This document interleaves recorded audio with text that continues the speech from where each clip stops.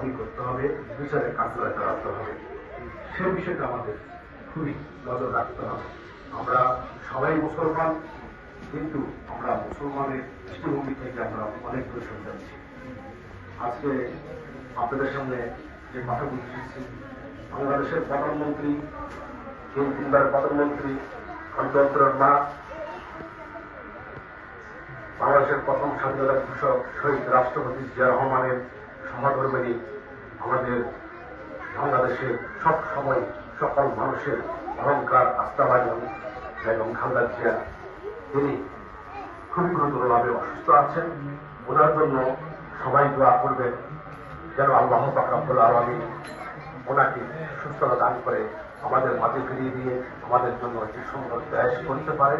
সেই দোয়াই আমরা সবাই করব। ওনার জন্য দোয়া চেয়েছেন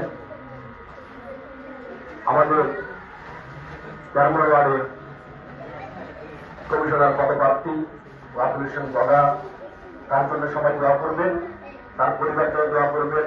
আসলে আমরা আপনাদের সন্তান, আপনাদের থেকে দোয়া পেতে পারি, কিন্তু আমাদের যদি পরিচয় মার্জনা থাকে আমাদেরকে দৃষ্টিতে দেখবেন। আপনাদের থেকে অনেক কিছু শিখবো, জানবো, আপনাদের থেকে আদর্শ নিয়ে আমরা সমাজের ভালো কাজ তৈরি করবো।